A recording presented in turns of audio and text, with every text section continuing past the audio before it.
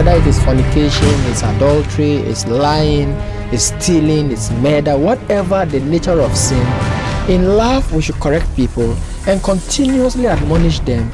And even talking about abuse, even some pastors abuse their wives. I think it is high time we begin to teach them that it isn't just about this woman is beautiful, this man is fine, so that you can point to people, this is my husband. Exactly. It takes a lot to be in marriage. Oral sex has a lot of implications, and one of it is the fact that it is one of the easiest way for the transmission of sexually transmitted diseases. Trying to get something from somewhere you don't like, you will chop their money, and that money you eat fufu with it can block your womb. There is a woman who is praying, but most of these young girls don't know that they are enlarging. You see, so most married men go out there and lie to innocent girls. That who told you are innocent? These hypocritic girls. Some of the girls are innocent. Because I know some girls who will tell you that if you are married, forget.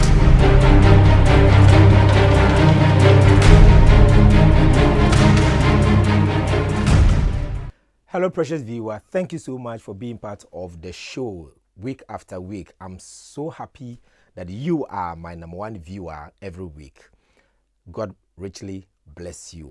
The program is Weekend Review right here on GTV Live, and my name is Johnny Cole Dollarich. Here we say we are bringing the family together, reshaping society for tomorrow's generations. Yes, we do believe in the next generations. Every week we'll bring you a topic, and today we are about to do another topic.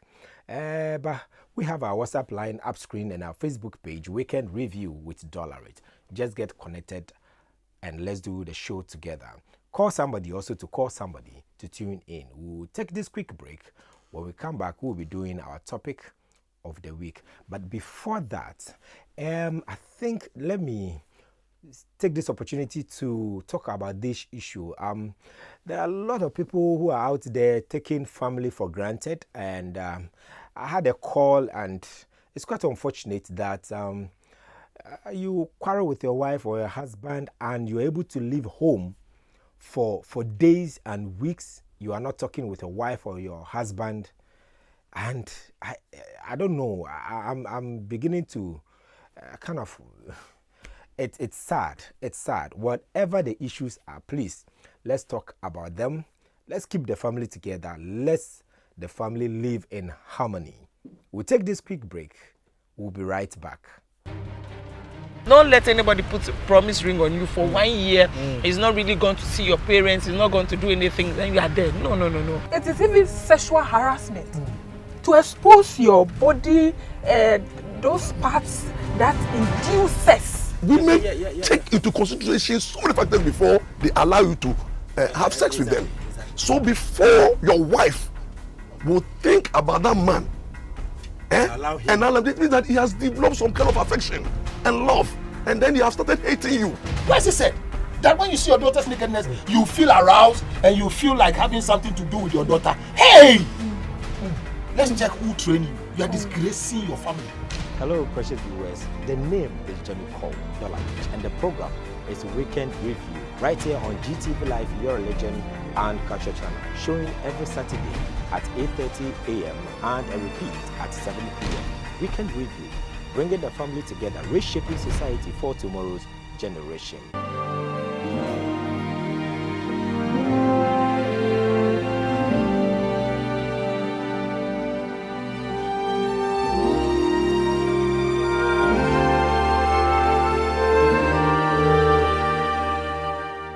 You're welcome back. Thank you so much for staying with us. And the program, as usual, is Weekend Review with me, Johnny Cole Dollarich. Now, we say we are bringing the family together, one, and reshaping society for tomorrow's generations. Yes, we do believe in the next generation. And today we are discussing a very interesting topic, keeping a healthy family. I mean, diet-wise, yes, what we eat, how to stay healthy, what we drink, I mean, how we go about our daily lives in terms of what goes into us. And I have these friends, yes, I can call them friends, and Owusu Benson from Quick Medical Consults, and on my immediate left, and I have Kofi Mensa Adams, also from Quick Medical Consult. Gentlemen, you are welcome.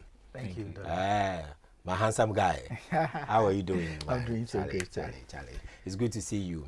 It's been a while. The last time you came was in December last year, right? Sure. Wow, it's been a while. I've been around. I see. I've been up and doing. I know. Good to see you. Let's quickly go into our topic of the weekend.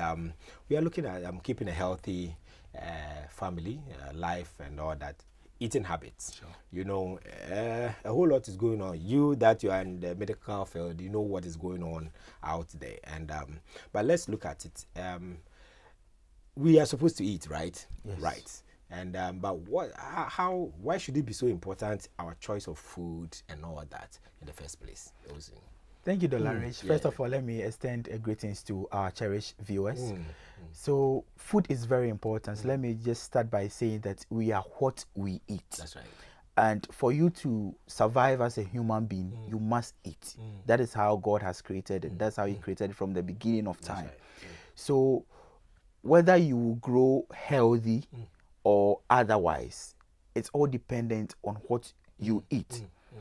There is this saying in business that garbage in, garbage out. That's right. So if you eat in quotes garbage food, you produce garbage well-being, and vice versa. So it's very important we really check what we eat, because that, as I said earlier, and that makes us who we are. So we should be really concerned about it. What we eat. I'll come back to you, because I know, you know, some people, because of their surroundings, I mean, anything goes. But we'll come to that. And let's see, Kofi Adam say, you know, food itself, I know it comes with this nutrient, all these things that really helps the body and all that. But how would we know that this and this is okay for us? But food is food, isn't it? Sure. So I don't know what you can say to that. Okay, Dollarich, for me, what I would want to add up to is, okay, we know we have various nutrients which is essential for well-being, as coupled what Benson said, that what we eat makes you. So you would have to know also, let's say, the work that you do, the age that you are, and then even sometimes the sex also determines the type of food that we also sometimes have to fit in. Because if I'm the type that I do this kind of work that I demand a lot of energy, then I would have to know that I also need much more of the energy foods. Because we may also talk about the food groups that we have, the energy food, the bodybuilding, and then those that repair the worn-out tissues. So knowing what you do, and then your age, even your body type, and then the sex that you are also determines the type of food that we should eat in even the environment that we find ourselves. Because sometimes we may even find ourselves, let's say, in our community, as in Ghana as a community. Our type of food that we eat in here will be different from when we go outside to where other people are. Also coupled with the climate, also sometimes determine, or if it also, let's say, it's a factor on the food that we also eat. So a whole lot of things go into play to determine the kind of food that we eat at any particular moment. Wow, I'm quite interested in, I mean, your age and the kind of food you are supposed. Even your sex determines. I mean, but hey, I mean, on the ground, in the morning you get your kinky, you are good, whether you are 4 years or you are 10 years or. But let's look at it. I mean, if somebody wakes up in the morning, naturally, some people will go for beverage, some porridge or something, and all that. Is that the best food? I mean, looking at our climate, like he's saying, I mean, what should be our type of food, at least for the morning? So to say, like breakfast, they call it, yes. Let's come to Ghana. Sometimes you try to learn Western cultures, but what I want to say is that it all depends on the family. Our concentration is now on the family. That's right. Let's take a family that can only feed its members twice a day, and you want to start with tea. You see, you are really going to keep your members very hungry. So based on your economic, what is in your hands, that determines what the people eat. So you see someone starting the day with heavy banku. Some even start with fufu.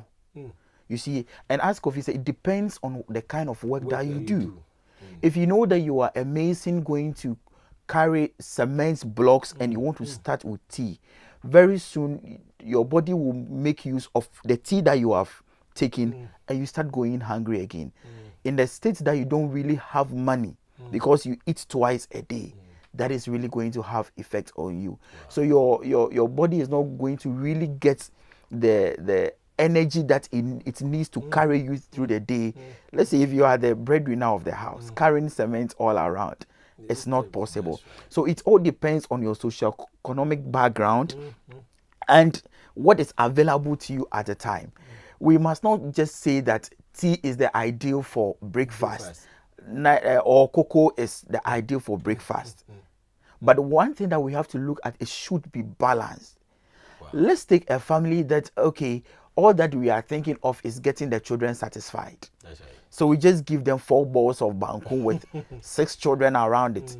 We see that they are satisfied, their abdomen has come out. That's right. Give them water to drink, banku and pepper, that is okay for the day. When that happens, although they are satisfied, they are not getting a balanced diet, because the banku or the kinke that you give them in the morning to keep them satisfied is going to give them energy. That's right. Okay.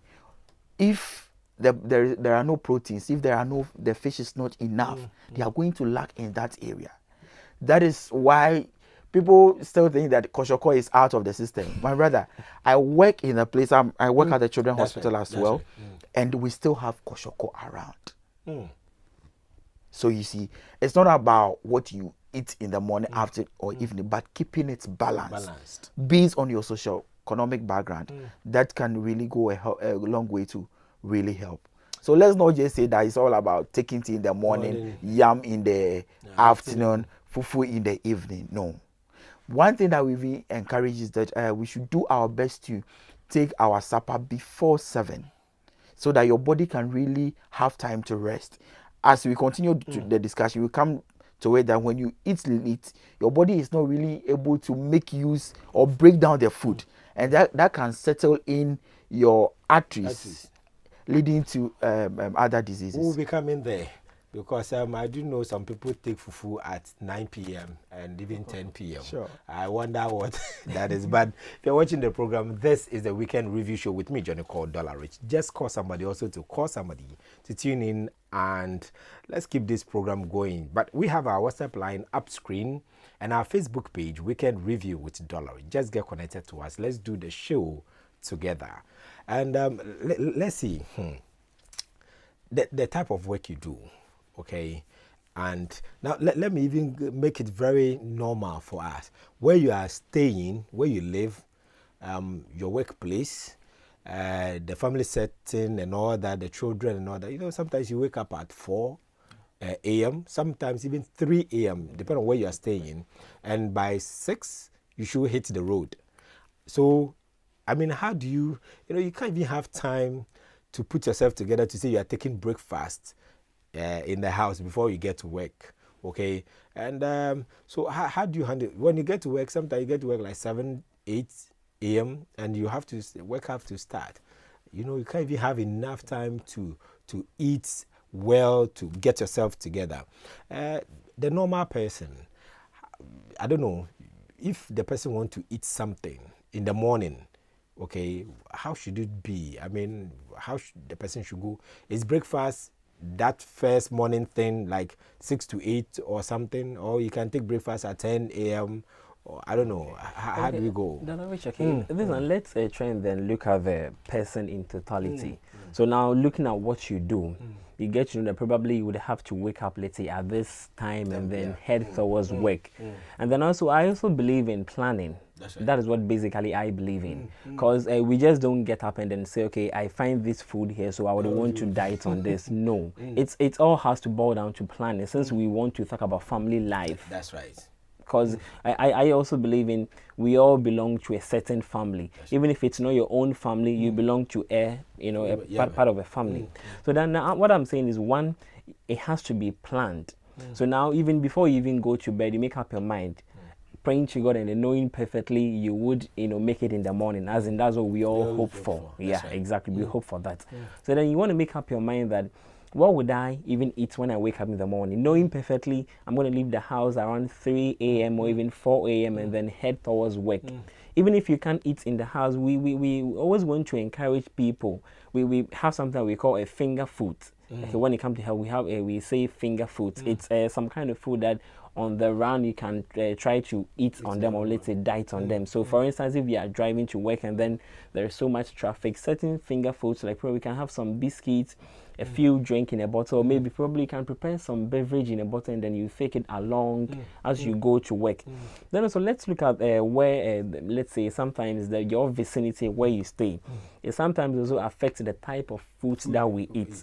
For instance, if you come from where, I was trained up, or let's say where I came up from, you will get to know that, we tend to eat kinky a lot. That's right. Okay. So now then you also get to know that in such an area, it becomes a norm that, probably when everyone wakes up in the morning, it's kinky that, they would want to go in for. As, Benson said, it's not a must that you should always, have Milo or have, Leptin or other stuffs for breakfast.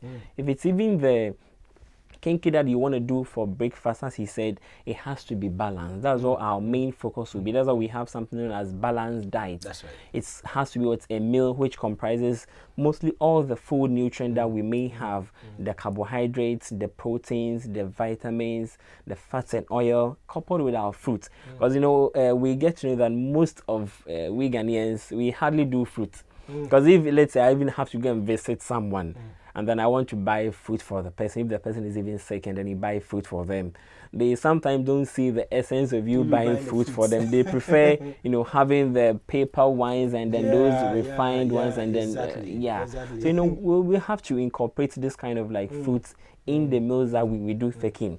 So even as I said, the environment where we find ourselves, it actually has a main influence on the kind of food that we eat. Because if you compare someone in community A to another community where they have different types of foods that we eat, you get to know that there will be vast difference in the kind of foods that they eat. Right.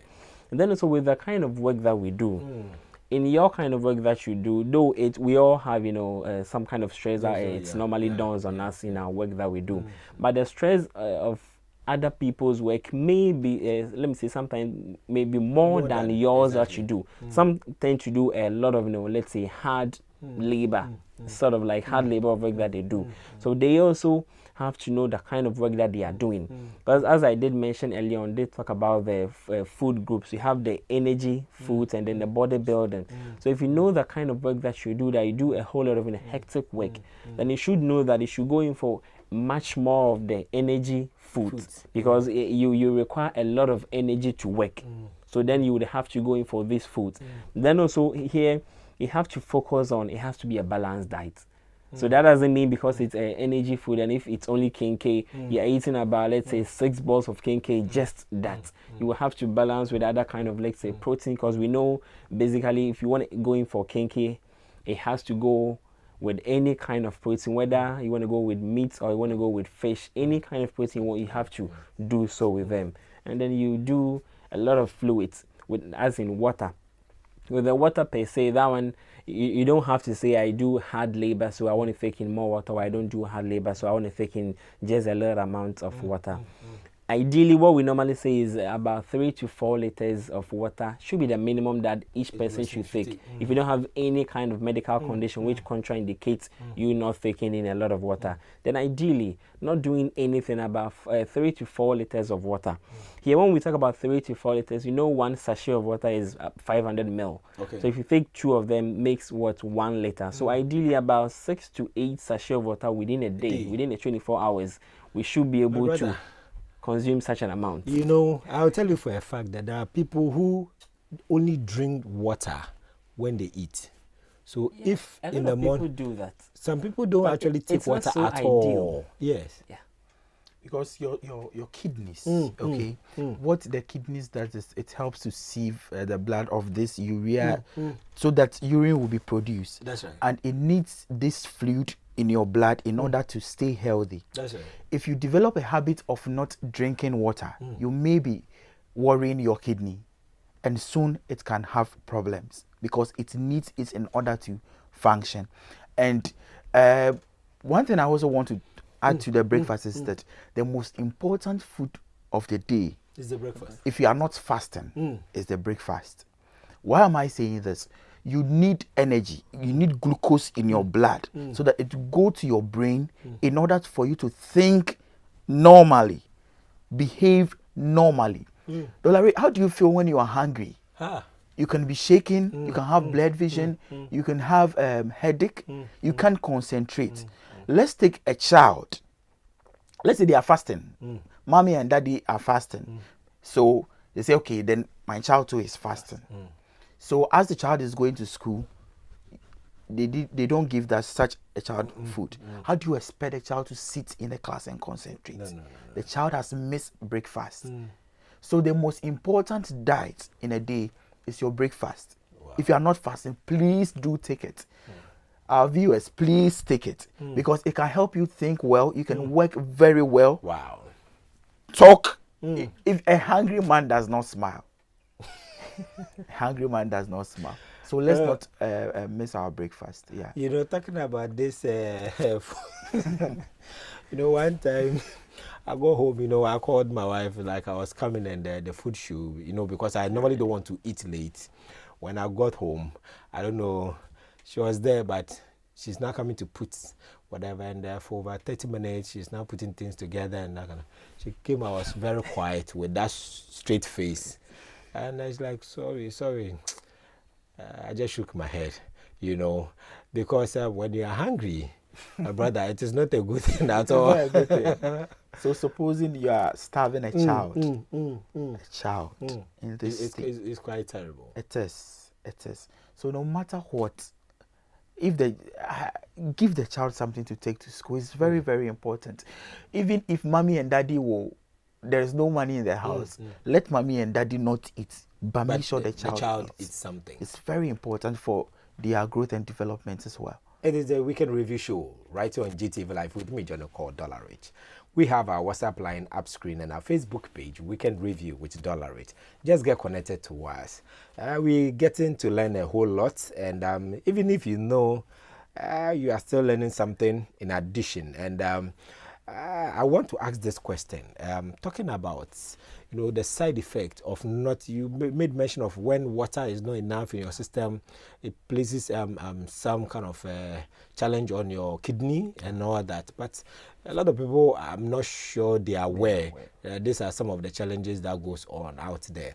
And averagely, say about 3 to 4 liters a day. Okay, so the ordinary, you say about 6 to 8 sachet water a day. Right. Let's look at it. If somebody do not go, like from, let's say, 4 years, 5 years, or 6 years, you live your life without this water thing, and can it have adverse effects terribly on you as you age? Yes, it can. Water is life. Now, when someone is dehydrated, if someone doesn't have enough water in the system, we can even identify it by looking on your skin. Wow. It becomes dry. You see, when you are well hydrated, you see, I can just hold you like this, leave you, and the skin goes back to its normal state without any struggle. But someone who is dehydrated, who doesn't have enough water or fluid in his system, when you hold him like this and leave it, you realize that the skin will be going back sluggishly. Wow. So it can have adverse effects on your skin. It becomes dry. Some even goes to the extent of breaking. Wow. Now, if you also don't have enough fluid within you, it reduces, for the sake of our viewers, the blood in you. Let me put it that way. You understand? There is this adage that goes like, if the tortoise wants more blood, what does it do? It adds water. That's right. You understand? So when you take in more water, it increases the fluid within you, which makes it a bit easier for the heart to pump it around through circulation. So it's very, very important that we don't just let go water by saying, I don't like water. You should like water. You should love water. Like is, let me just You emphasize should love on it. love. Because water is life. Let's go back to the Bible. When Jesus got to the well, what did he request for? Water. During baptism, where was Jesus placed in? He was dipped in water. That really talks. And you see, when the brooks got dried, what did God tell the prophet? God told the prophet to do what? To move. What was the brook doing? It was providing him with water. That's right. So it is very important we don't joke with water, because it can keep you alive, and without it you can die before your time.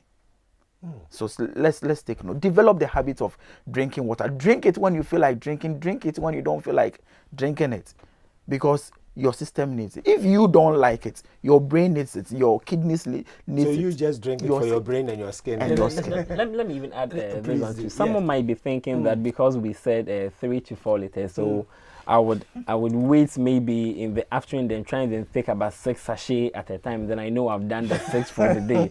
It has to be, that's why I said, like within the 24 hours. So probably it shouldn't be let's say a conscious effort that you want to drink. It has something that should come like unconsciously. We're just moving about, and then you know probably I've gone for about 2 to 3 hours. And then at least I want to pick about one sachet and then drink, or let's say 1 bottle and then drink. So it shouldn't be like a conscious effort. Okay, I want to wait when it's 2 p.m. then I sit down and then drink about 6 sachets, or let's say I drink about 3 liters. So it should be a practice, it should be a habit. It should just be about you wake a little bit and you want to probably sip, some water, or maybe fake one sachet of water. It does. Let me ask you see, there are some people, I don't know, some people say when you're eating you don't drink water alongside, mixing the food here and there, it's all over the place. Everybody has their own way of interpreting some of these things, but you are eating, you sip water, you eat the food, you sip water, you sip water, and or having to drink water before, to prepare your tummy before you eat, and afterwards you drink water, or I don't know, some say you have to wait 20-30 minutes after food before you drink water. I don't know. I would say there are different schools of thought, on this same issue.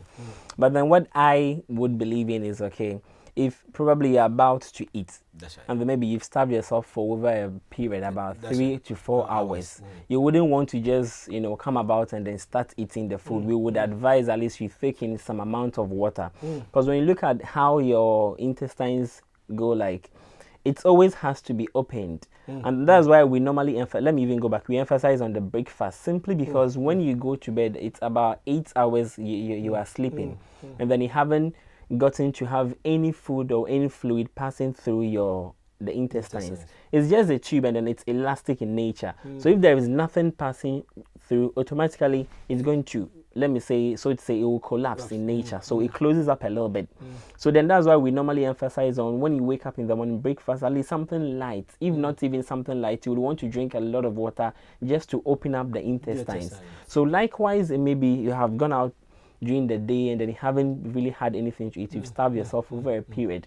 So before you eat, the very first thing you want to do is you want to at least drink some water to open up. Because if you've experienced that, let me even thought from practical example. Sometimes you see you are really hungry, you get the food and then you don't even have time for water. You try and then you start the food and then you feel like you are getting choked. Now you're now going to ask for water, and then if there is no one around, you see that you will have to run yourself and then get the water. So ideally, it helps you yourself for the intestines to open up, and then you also get the food moving in freely. So that is the first thing that we want to do. Then also we also don't really want to encourage. Some people have the habit of they taking, let's say, just an amount and then they drink water. They're taking an amount and then they drink water. I quite remember when I was in the secondary school, we have a friend, and then what he normally says, if the food is small, that's his philosophy. So you eat a little bit of the food and then you drink water. By the time you are done eating, it's like you are virtually full. What you are doing is, okay, before even the food goes in, we will say you would have to chant the food. It's a medical thing whereby you chew the food and it add up with saliva, and then it becomes soft and then it goes in.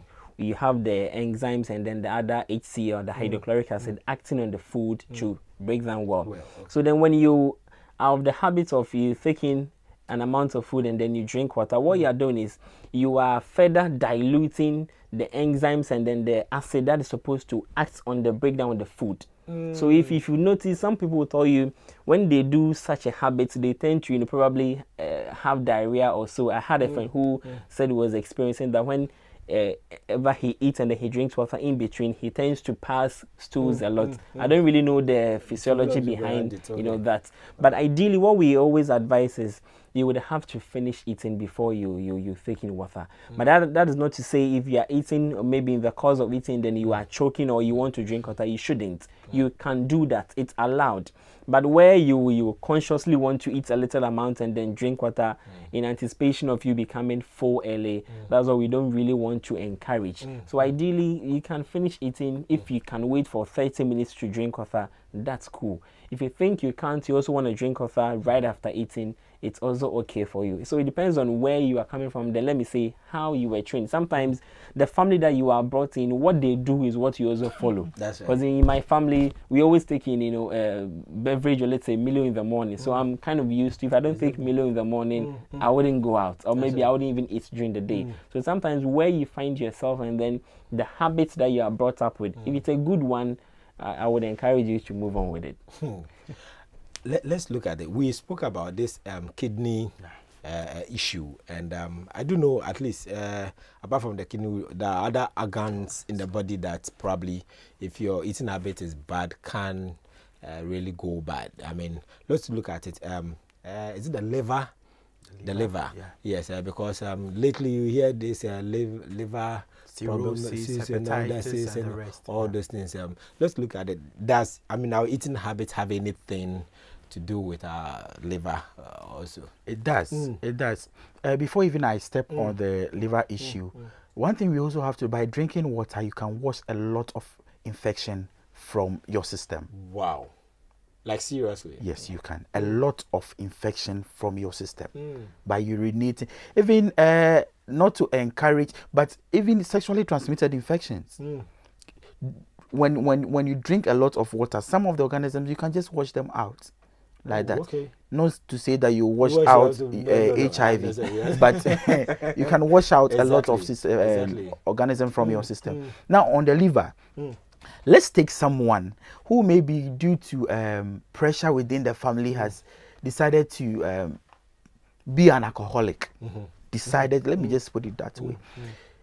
Because of family issue has become so depressed. You were talking about someone who has left their wife because of an argument. Yeah, sure. So that man is not in his right state of mind and has decided to be drinking alcohol to forget his issue.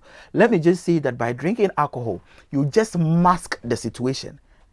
But when the alcohol leaves your system, you come back to reality. Now, the essence of liver is to, we put it by saying, detoxify drugs. That's right. Okay? So, and one thing we have to know, the alcohol is a drug.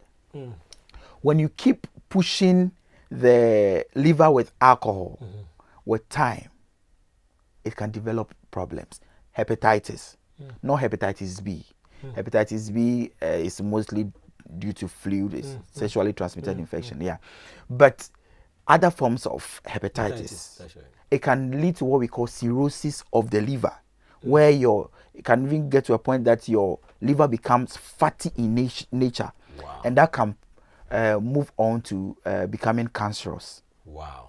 You see, It will swell up and become cancerous. So when your liver becomes cancerous, Dollar, I'm not going to donate mine to you, because when they take mine, you are no more. I am no more. So drinking, our eating habits really have a role to play there. Let's take the drinking aside. Some of us, we are used to taking drugs. Anyhow. You see, when you talk about diet, I really want to put drugs inside. You be in cycle car and you hear them say, oh, if you really want to eat well, buy this drug. When they give you the drug, you don't see any label, no Food and Drug Board accreditation on it. Then you see people buying. When you continue, I've established that the liver helps detoxify the drug. Yes. It will help put pressure on it and then can kill you before your time. Wow. Paracetamol. People abuse paracetamol because, as for me, when I take 1 gram, 2 tablets, it doesn't kill the pain. So I'm going 4, I'm going 5. I've met a patient who said, oh, as for me, I take 6. Wow. What you are doing is that there is this adage in French that goes petit à petit l'oiseau fait son nid. Little by little, the bird does what? Makes its nest. So if you continue with this habit, drinking alcohol, taking drugs that have not been prescribed, and even if you take a prescribed drug but not in its right dosage, it can put pressure on your liver, and that can have an adverse effect that can lead you to your early grave. It's kind of scary though. Truth must be told. Truth definitely must be told. And the program is Weekend Review right on GTV Live with me, Johnny called Dollarich. I said earlier, just call somebody also to call somebody to tune in to watch this program. And we have our Facebook page, Weekend Review Dollarich. And our WhatsApp number is up screen. Just get connected to us. Let's do the show together. And there's something that I want us to address. And talking about these sicknesses that, I mean, come out as a result, we are not eating right and all that. You know, eating late. You know, some people say you should take your breakfast like a king, your lunch as a prince, and your dinner as a pauper or something, like as if you don't have anything right. You know, in our setting, you know, some homes, breakfast, they can't prepare you anything heavy. I mean, you can't get you are at work in the afternoon. It is only in the evening that your wife or your family gets together to get the best to eat for the day. Yeah, because some of us in our homes, the best meal is rather in the evening. So how do we handle ourselves? Because you know that you are saying that if you eat late, the food can't break down. What can we do? Okay, this one here, it becomes extremely difficult. I actually share in your sentiment. It becomes extremely difficult because looking at the let me say the economy and then even the time that we even get home. Because sometimes in my work, I will sometimes get home around 9:30, even sometimes 10 p.m. I'm now getting home. So in such an instance, I get home, then if let's say they've prepared about, let's say, banku, and then around 9:30 I have to eat the banku, then I would have to ask myself, when I eat the banku, what time would I sleep? That's right. Am I going to stay awake, let's say, for about 3 hours to work for the banku to break down before? So sometimes also here, what I always would encourage is, if you know I would come home late, okay, if you know you would come home late at this particular moment, then you would have to make your family, either your wife or your let me say your spouse, your mother, any person who is in connection with preparing of the food aware that probably, okay, today I will come late, so you can ignore me so I can get something out to eat. Right. Though we also want to discourage buying from outside due to the other kind of medical condition that it may associate itself with. Because looking at you always eating late, there's one thing that we would want, you are heading towards, which we will want to say obesity. That's which a lot of people want to run away from that word obesity. They don't want to hear that they are putting on weight. People just don't want to hear that so to say they are becoming fat. Let me use the word. Let me just they are becoming fat. Because now you get to know that in our society now, most of the ladies, let me say most of the ladies, because how do you see a guy wanting to slim down unless they have a big belly? Yeah, so most of the ladies, it's a sign of so even now we've gotten to know that most of the ladies around they are slimming down. Ask yourself why. A lot of ladies. Now you see someone that you knew some years like back. 4 years back, and then now you get, if care is not taken, you can't recognize the person. You ask and then they were like, oh, they just want to slim down. Okay, so now because of cosmetic purpose, people want to slim down. They want to get you. Some will tell you they want to get you a size 6 waist. I don't really get the differences. The size they tell you they want to get. So it's like when you are eating late, then you are heading towards what we don't want to hear, obesity. And then if you are kind of like get that kind of weight or even that kind of muscles on you, there are other kind of medical conditions that you can get. One we can mention hypertension.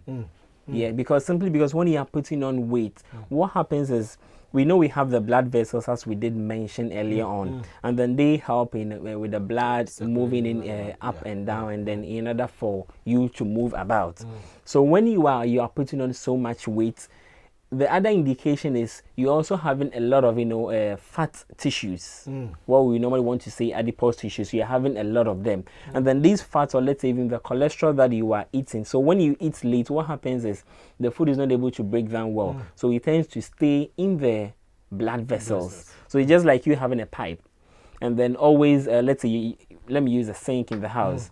You're always putting in, let's say oil and then water, and then it contains this kind of food debris in there. As time goes on, eventually you get to know that now when I put water in the sink, it doesn't really flow well. That's right. It takes, an amount of time before it would push in well. The same thing applies to the human body. You are always eating late. You are eating so much fatty diets. Now to that, we have a lot of fast food joints. If I just see where I stay, and then even from the roadside to where my house is, I can count about 6 food joints just around. So it becomes easier anytime I get home. Even if I get home 11, there is food. So because of that, the person has made up their mind that even if I get home late, I will get a heavy food to eat, not thinking of the other consequences that you may face later in life. Because all these habits that we are building, we don't see the effect now. If I eat a heavy meal for about 2-3 months, you wouldn't really see the effect. So you start doing it, and then now it becomes habit. Because there is this saying that normally saying, if you practice something for 21 consecutive days, it becomes a habit. That's right. So now I start doing it. Now I always get home, and then there is Indomie. I get home, there is banku. I get home, there is like heavy food. There is a lot of food around. So I'm used to that kind of habit. Then I'm always leaving an amount of cholesterol in the blood vessel. So now it keeps building up. It keeps building up, and then eventually what it's going to do is it will block the blood vessel. So it gets oh, this person was just working, and then all of a sudden they said the person, started complaining of chest pains. Went to hospital, the person couldn't make it, and then now, what a shock! Now we have a lot of them. So now we see that we want to attribute it to that probably it could be spiritual cause. Though I believe in spiritual things, but most of the times it's our own habits that lead us to certain things. Because if you've been able to live a life where you would do away with eating late, you wouldn't even get closer to such a thing. Right. Okay, so aside the hypertension, you may also be leading yourself into something that we call diabetes, which now, as Benson said, we have a lot of people 25 years, even 18 years, and then they have diabetes. It's not that because it's genetic. Though we have some genetic causes, but we have other types which as our own lives, it may lead to we having the diabetes. So all because you are eating late. Now, when you eat late, what happens is the body is not able to break down the food particles. It has to be broken down to the smallest portion, as in the glucose, and then it will be absorbed into the muscles for you to be used. Now, it's not able to even the breakdown doesn't really go well. So what happens is the end products of the glucose, as in the sugars that are supposed to go into the muscles, now stays in the blood. So that's what eventually they go, and then they test their blood, and then they get their sugars are high. Not because they've had a lot of sugar, no, but because the glucose, the end product, is supposed to go into the muscles, and then later when you are working, the muscle utilize that for you to work. Now it doesn't go into the muscles. Exactly, it's staying in the pipe. So when the blood comes out and then they test, they get to know that there is a lot of sugar in there. Likewise, even in their urine, some people with diabetes, it's classical of diabetes. They urinate here, then within a short possible time you see ants all around. You ask yourself, would the ants want to feed on the urine? No, simply because there's an amount of sugar in there that they are so much interested in. So even aside the hypertension, the diabetes, we may have other forms of medical conditions that we may associate itself with we eating late. So in as much as we can, if you would come home late, try, and then even if you can get something from work to eat, which, as I said, we are trying to discourage. Or better still, if you get home and if it's something very light, if just a drink and then a biscuit that you want to, eat on, it should be okay, but it shouldn't be a regular habit that you are always getting home late and then always you are taking in drinks. Some people just want to do with some fizzy drinks and then energy drinks and other stuffs because they feel like when they take that one, they're able to work. Sure, you'll be able to work, but then ask yourself, in the near future, where would I be heading towards? Right, because sometimes when you come to the hospitals, the pressure comes to us. Because you just lie in the bed, though you are also in pain. But then I would have to be running around, be looking for, the lab people to come and take the blood sample and that stuff. So eventually, eventually you are suffering. Likewise, I'm also doing same. So then you have to try. Hey, you see, stroke. I was just yes. Because as Kofi said, when the vessels are blocked, there will be pressure within. The heart will still try to pump the blood, and it's just like the old ice water rubber that we used to have, the one we call penny the penny. That's right. You see that when you press it, you realize that there will be an out pouch that can happen in the vessels in your brain, and they can just burst open. You have another type of stroke, which is mostly very deadly. There is another condition. Let me come to the woman. Woman, I'm coming to you. You see, there is this condition called bulimia nervosa. It's a psychiatric condition where this lady doesn't want to miss her food and yet still doesn't want to eat to become fat. So she will eat bingy and then induce vomiting. We call it bulimia nervosa. She will eat and then induce vomiting. You see, so when she does that, she's not getting the nutrients that she really needs to make it. There is another one that we call anorexia nervosa. Those are reserved for the wannabe Miss Gunners, okay, where they want to starve themselves to become and be looking sleeky. The sizes that Kofi talked about, and that can lead you to even getting ulcer. So the person will go to the toilet and you see blood coming out. The person will be complaining of abdominal pain, heart burns, and you go like, oh, is the food that I ate? No, it's maybe an ulcer due to your dietary habits. Some also, I mentioned koshoko. In fact, I see them almost every day. Every day, that's right. Because this woman has delivered this child, okay? And daddy couldn't wait. Daddy has deposited another baby in mommy. When that happens, the woman is now going to concentrate on the baby in her and then leave the other one. The child may not get the necessary nutrients that she needs, and that can lead that child to developing koshoko. And when it comes to koshoko, trust me, even we do our best to treat. In fact, our hospital, we treat it. But yes, still, you see, your development will be delayed. You have a delayed milestone. Your ability to think will not be like those in your age group. So mothers, fathers listening to me, we have a responsibility when it comes to our dieting. Your children will eat what you eat. So why would you want to eat wrongly? Because if dieting goes wrong, it affects the whole family. We need a family that will produce presidents. We need a family that will produce pastors. We need family that will produce doctors, nurses, carpenters. Let me not leave carpenters out because this time they are making money. Now, if you let your children develop all these diseases at that stage, the diabetes, the kwashiorkors, and the rest, will you have President Mahama out of them? No. So let's check our habits. Let's definitely check our habits, and the program still continues, and it is the weekend review show right here on GTV Live with me, Johnny called Dollarich. As I said earlier, we have our WhatsApp line up screen and our Facebook page, Weekend Review with Dollarich. Just get connected to us. Let's look at this in a quick moment. I mean, it's quite tough if you ask me, because we want to eat, we want to stay alive. But we miss it, then the challenges become almost sometimes quite difficult handling them. But let's look at this. If somebody, have this habit of eating late, and he thinks or she thinks that, oh, I've been doing this for years. Because I remember some years back, I could eat a bowl of kinky or bankun at midnight because sometimes I go to work, I come very late. When I come, I'm alone. I mean, I just pick my whatever. I eat. 12 midnight, I'm eating. I watch a movie, I sleep. And it was very normal. But walking down the lane, now man is aging, you know, so it's becoming quite challenging. I mean, you realize that you eat even around 7 p.m., you'll be having all these heartburns and all that. But there are some people who feel that, oh, it's very normal. I mean, I've been doing this all my life. I mean, I'm cool.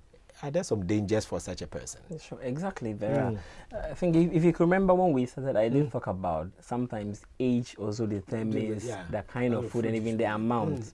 Because if you can remember, I've also, let me say, I've experienced that before. So I may come up, let's say, very late and then eat heavy. And then nothing happens.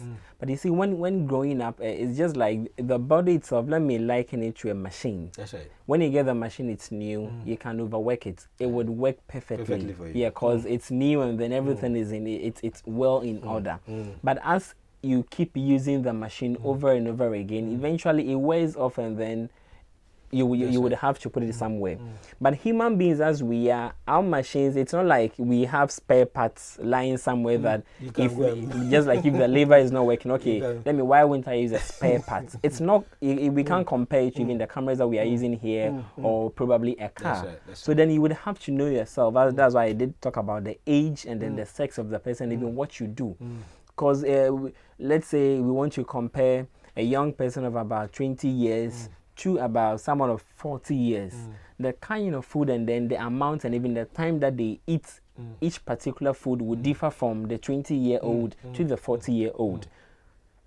Because one, even let's pick the 40-year-old and then you are eating late. Already the vessels, they've been working from day one to the 40 years that you are now. So eventually they are losing their elasticity as time goes on. Because not to scare you though, but that's the physiology behind basically the human body, how it works. That's why at a point in time they told you probably this person is having this kind of heart disease because the muscles of the heart are not able to pump enough blood to the other parts, simply because it's worked over and over and over, and then now it's kind of like its efficiency or its kind of it's wearing down. It's wearing down.